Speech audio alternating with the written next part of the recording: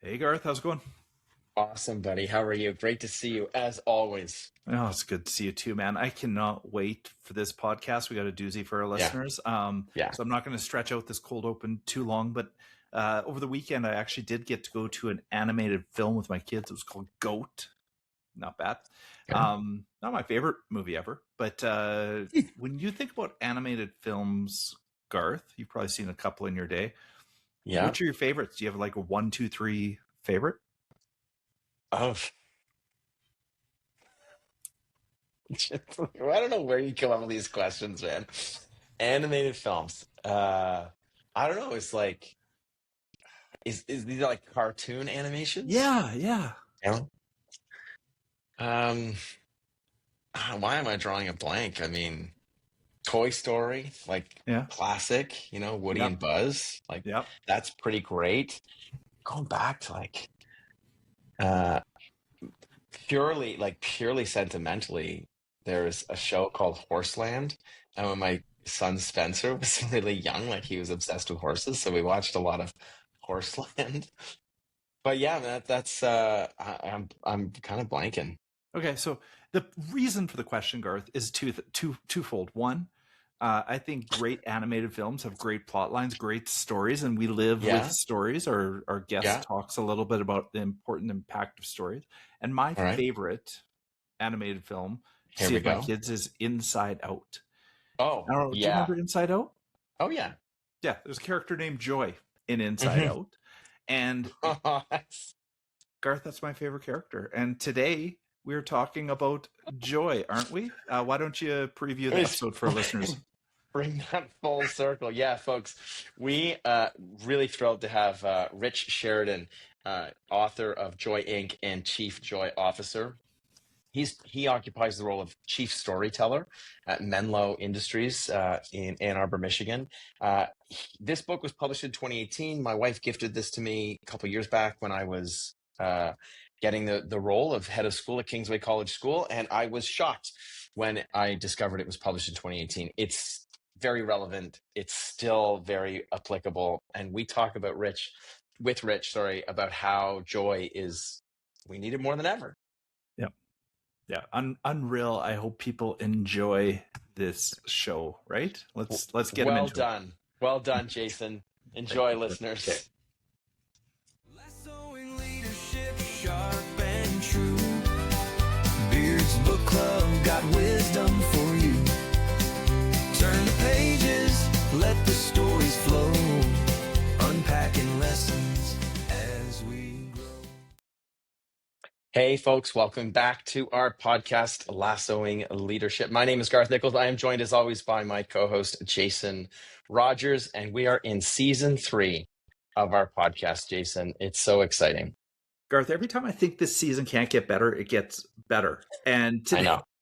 today is another example of this because we're going to be exploring the work of a book that I picked up a while ago. I would say 6 or 7 years ago, and I've always had on my shelf and handed around. Why don't you get people into what we're about to talk about, Garth? Jump in. Yeah, we are about to be joined by Rich Sheridan. He is the author of this incredible book, The Chief Joy Officer. And before we hit record, I was just sharing how my wife gifted me this book when I started at Kingsway College School as head of school. Uh, I was shocked when I found out that this book was published in 2018. Shocked.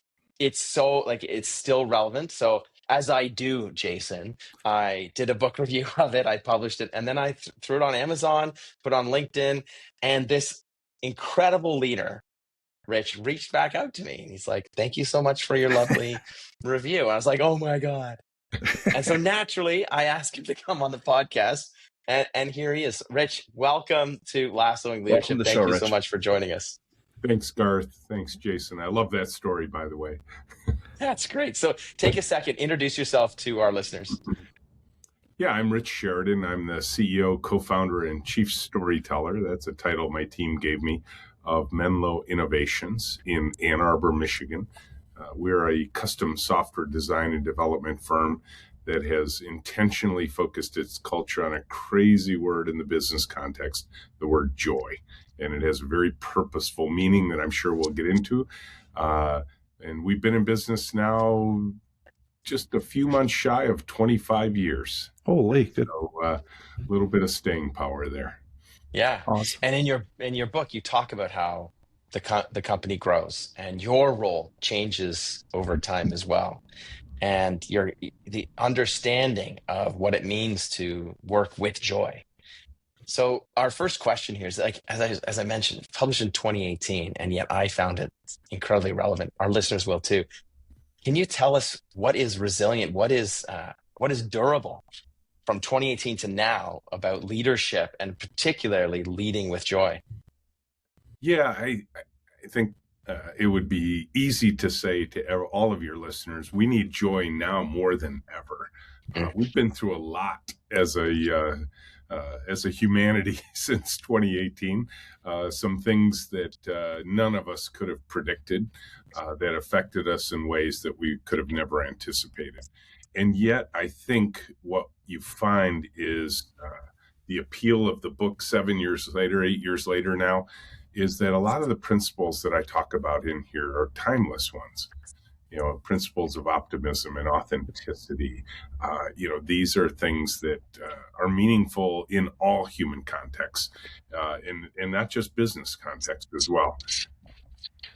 So, Rich, to jump off of that, some of our listeners might be a bit skeptical as to why you need a joy officer in the C-suite. So I've got two questions for you on that. So first of all, give me the elevator pitch. Why a joy officer? And secondly, what's the return on investment? Why is this worthwhile from a business perspective? Yeah, it's funny. I've often gotten the question. We do a lot of tours at Menlo. We get 2,000 or 3,000 people a year who travel from all over the world just to come see what we're talking about, what was described in the book. And they often ask me, so how much does this joy thing cost, actually? How much profit do you have to jettison? Yeah. As if there's some kind of zero-sum game in the joy world. But what I would say, both to your question and what people are looking for when they come to visit, is what does it take to create an intentionally joyful culture? And why would it matter? And I remember when I started down this path, and we were about 10 years old when I really started evoking the joy word when people would come and visit. And they said, Rich, we hear you're an interesting software team. We hear you have crazy ways of working that we want to see. Why are you talking about joy? I said, well, pretend half of the room that we're going to go visit has joy and the other half doesn't. You want to bring a software project to us. Which half would you want working on your project? And why? And they said, well, we'd want the joyful half, of course. I said, why? Why would you care? What difference would it make? And what they said answers your question. They said they'd be more productive. They'd care more about the outcomes. They'd produce better results.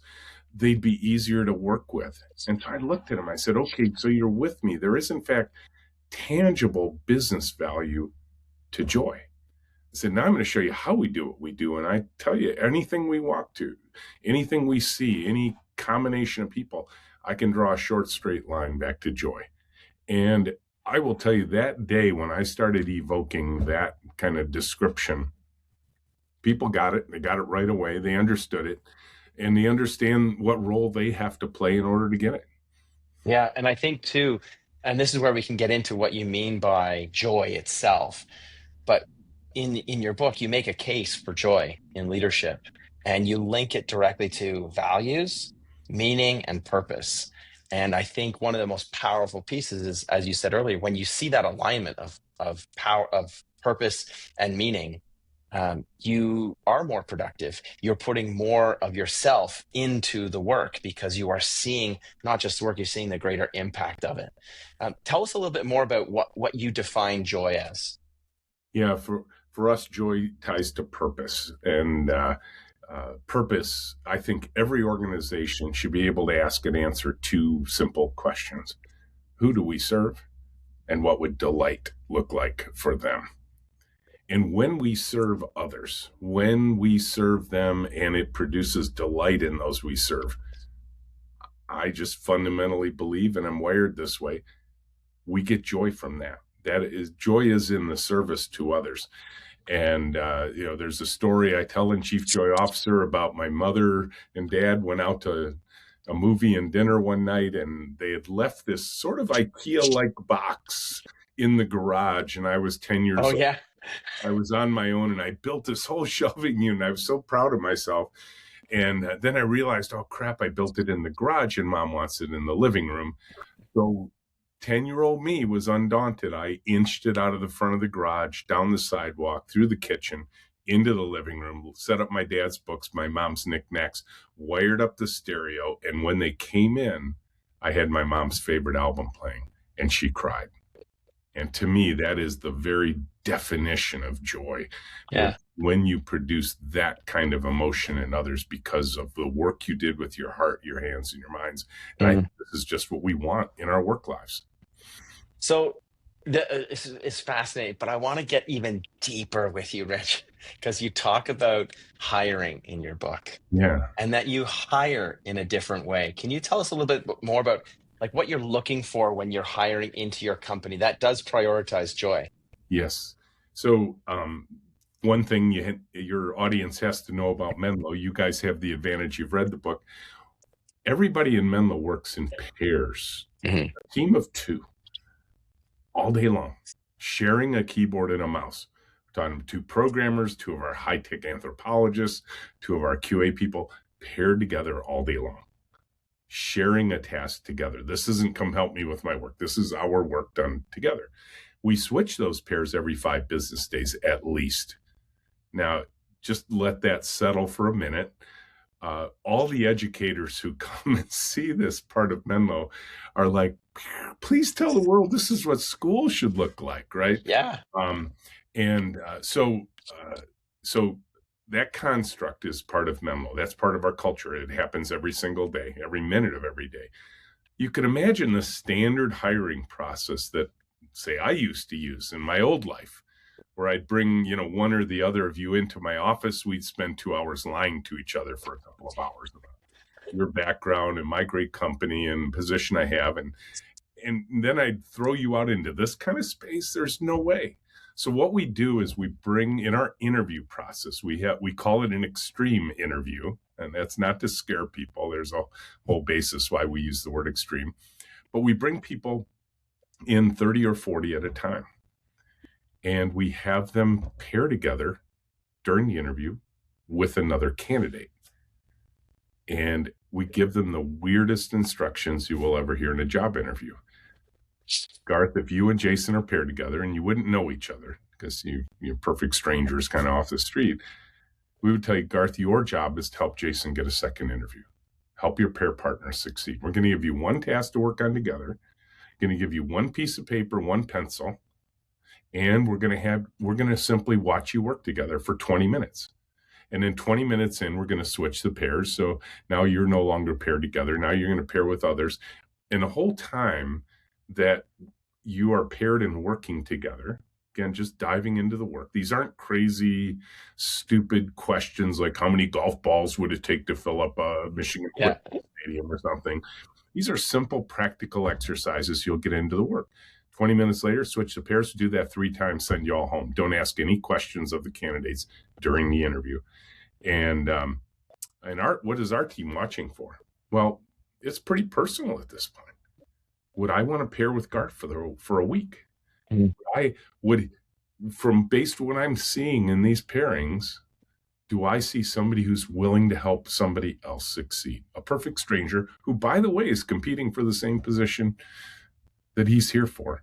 Yeah. And that's the way that we're starting to teach our culture from the moment of first contact, that the job here is not competition, it is collaboration. It is literally helping others succeed. And that is the beginning point of a joyful journey into our culture. And there's a part in the book where you talk about systems and structures. And I'm just going to quote this back to you, and then Jason can jump in. But I think for our listeners that it's really important, because you have said we teach the culture at first contact. Mm-hmm. And so how are we onboarding people into our organizations? How do we onboard for culture? And you write, the systems you have in place are perfectly organized to produce the behaviors you are currently experiencing. And then if you I translate that into my role, teacher working conditions are student learning conditions. And so how are you as a leader developing that culture? I just think I just think that was really profound. So I really appreciate that, Rich. Thank you. You bet. And So, that is a maddening poster, by the way, because anytime something's going wrong, I can look at that and say, well, crap, we're doing it to ourselves. That's the bad news. And the good news is, should you so choose, you can change the system and change the outcomes. Yeah.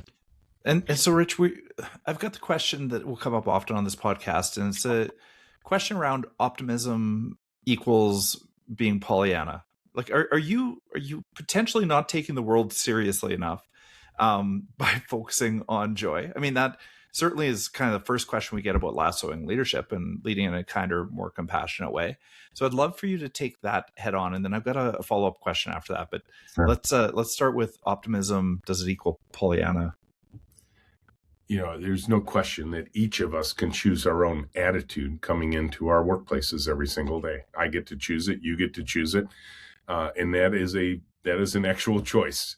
We all got stuff going on in our lives, with family, with friends, with neighbors, with the news, everything. There's stuff going on. And quite frankly, I love the quote from Viktor Frankl in Man's Search for Meaning, that between stimulus and response, there's a gap. And in that gap is our ability to choose our response. And in that, our choice makes all the difference in the world. So that's where I would start first, is choosing optimism is in fact a choice. I don't think it's just a matter of wiring. I can get as dark as anybody. I can go down the rabbit hole with you if you want. But I, generally speaking, choose not to. Now, this is the hard part. And this is the part people don't get. Optimism is actually the harder choice, because you're literally optimism is really about what is going to happen a minute from now, a day from now, a month from now, a year from now. You're looking at the current situation, and it probably sucks. That's why we're talking about optimism or pessimism. And you're deciding, no, we can get through this. We can work our way through this, whatever situation we're in. And, I will tell you that we had a version of this that happened to Menlo in 2020 when the pandemic hit. We had our best year ever in 2019. 2020 was going off like a rocket. And then all of a sudden, it all came to a grinding halt. And I was a little depressed for a few days. And I watched my team just pick up the pieces and carry on. And I thought, man, this is why we built the culture we did for the last 9 years. And, but in that moment, I said, you know what? We need a rallying cry. Mm-hmm. And the rallying cry is going to be thrive again. That was the optimism. But the realism inside of it was, well, how the hell are we going to get there? You're right. And here's the way we're going to do it. Number one, we're going to survive. And survival isn't easy. And you had to make tough choices. Then we're going to adapt. We got to change. We got to change rapidly. This was a completely different world. Then we got to get to the point of sustaining, because we don't know how long this situation is going to last, and you've got to be in it for the long haul. Then probably the most important part of this process is to make specific changes in order to emerge stronger. So it's not just survive, adapt, sustain, and then wait till everything, all the Pollyannish stuff happens again. The sunflowers come up and the sky is blue and the sun is shining type of thing. It's no, during all this other work, we have to do some very specific things so that we will emerge from this stronger. We have to run experiments. That's a big statement in our culture, is run the experiment. We got to try new stuff. We got to assume the stuff that used to work might not work anymore. So we got to try different ways of working and different ways to get new customers, because that's what all went away in 2020 for us. And if we do those things regularly and systematically, we will thrive again. And so I think that's where optimism fits in. You pick the optimistic target, and then you define what's the work to get there. And so here's the follow-up question, Rich, and you hit it actually brilliantly already, but I'm going to take a step farther. You said that optimism is the hard part.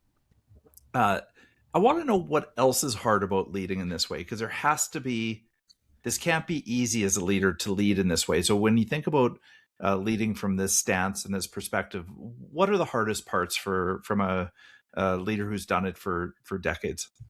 Yeah, I think, people read a book that has the title Chief Joy Officer on it, or my first book, Joy Inc., How We Built a Workplace People Love. And, and they think, gosh, how lucky can you be, Rich, to be able to go into that? And I do feel that way. I mean, I feel blessed every single day when I walk into the space that is Menlo. But it's plain old everyday hard work with real people. Mm-hmm. We haven't these are just regular people walking in our door every day. We try and create, via that statement you read earlier, the best possible conditions in order to create great work. But everybody's got stuff. Everybody's got stuff.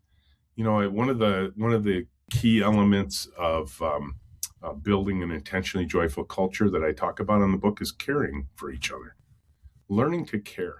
And learning to care enough that when you see somebody struggling, ask them a simple question.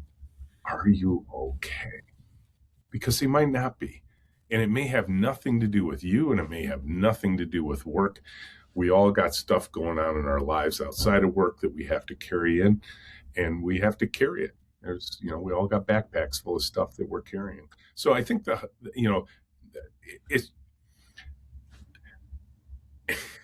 it doesn't, I think I'm in that blessed place where, it was famously said, if you love what you do, you're never working a day in your life.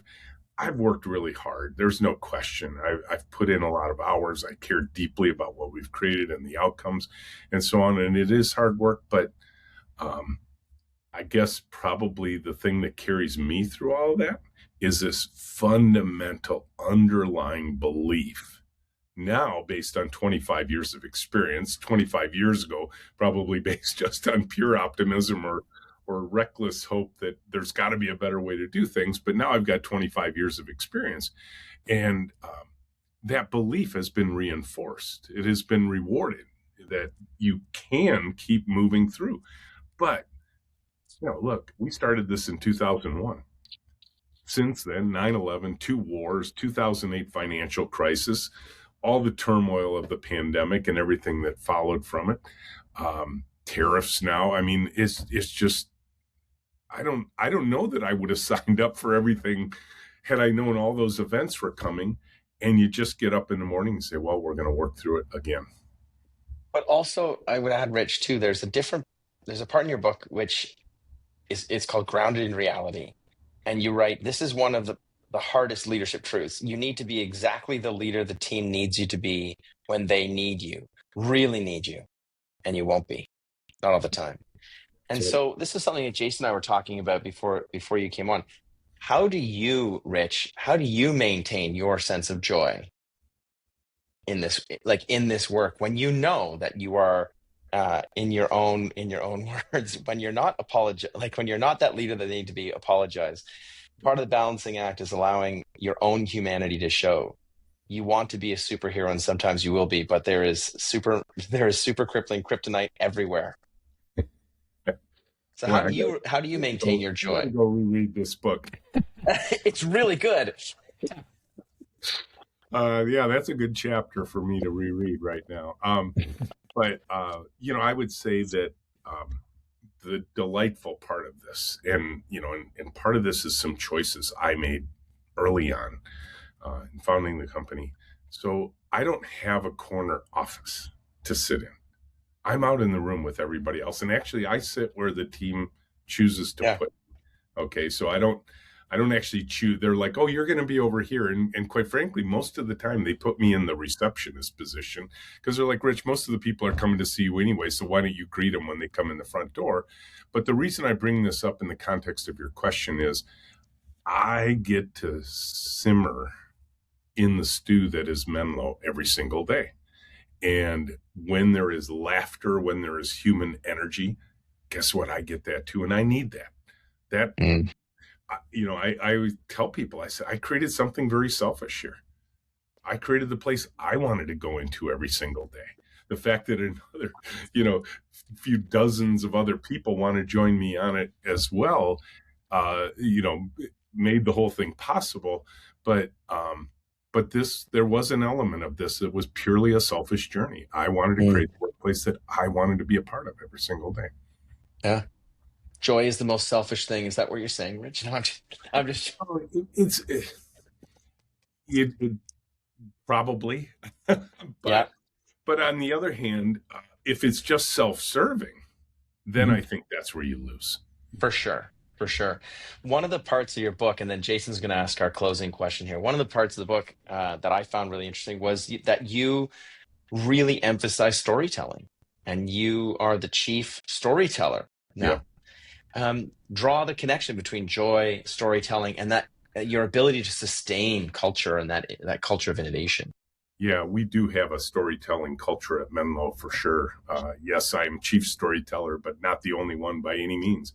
And a lot of those stories are shared when people come and visit. And what I remarked one time was when I was telling one of the stories, one of my team members just stopped to listen to it.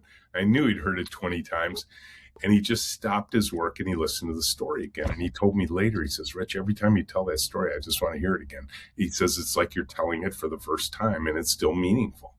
And I think those are the key things, is when you collect stories of tragedy and triumph, which is the ones we should be carrying, because we don't want to just tell the good stories and ignore the bad stories, because there's great lessons to learn from both the positives and the negatives.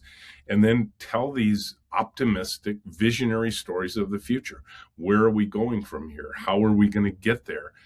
What's going to be required of us to get there? I don't know of any other mechanism in the human experience that moves hearts and minds and connects them better than story does. And I have some really interesting evidence now. And Garth, I think it was you, one of you said your wife saw me give a talk somewhere. Yeah, it was me. Yeah. And, and I don't know what she told you about the talk, but I could almost bet she told you at least one story that came out of the talk. I just talked with somebody this week who said, Rich, I heard you give a talk in 2014. And when I remember about that talk, and she starts quoting from the talk from 12 years ago, I can barely remember what I had for lunch today. And she's telling me what I said to her in an auditorium 12 years ago. And I think this is the power of story. And it isn't even that the stories, I probably say this in the book, they don't have to be perfectly accurate. Not that they should be lies or anything, but you capture the essence and say, what effect do you want this story to have on people? What lesson do you want them to take away? And I've not discovered any other mechanism in the human experience that does that as good as stories do.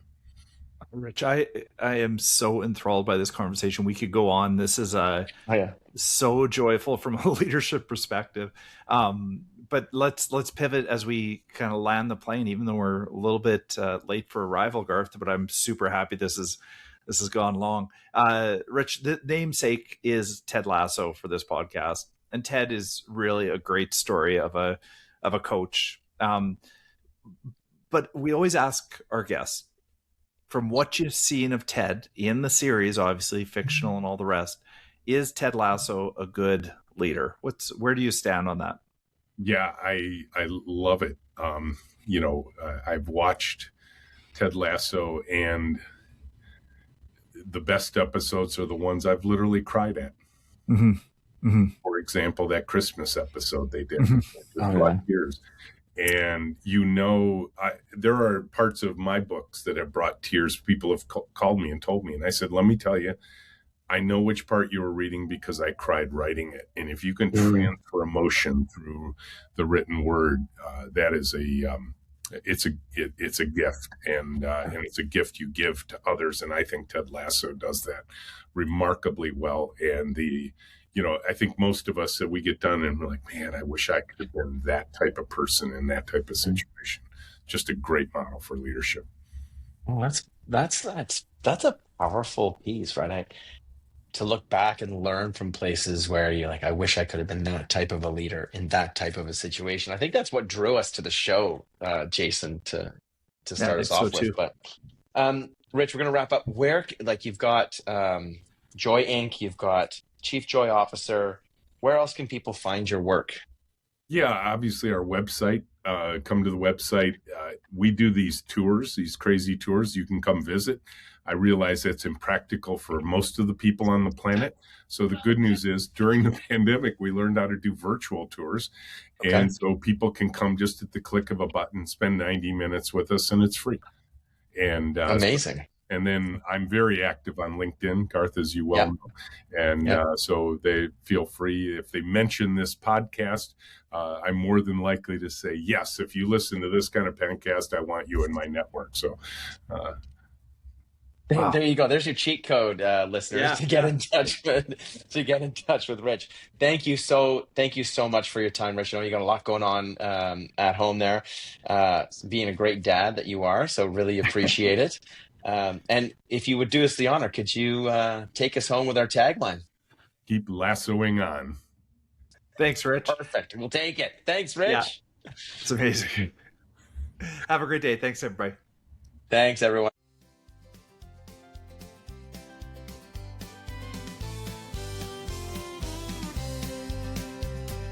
Grab your coffee, grab your seat. It's time to learn, it's time to meet. Garth and Jason setting the tone. Leadership lessons to take back home. Lassoing leadership, sharp and true. Beard's Book Club got wisdom for you. Turn the pages, let the stories flow. Unpacking lessons as we grow. Keep leading the lasso way. Together we'll grow stronger every day. So plug in your headphones and let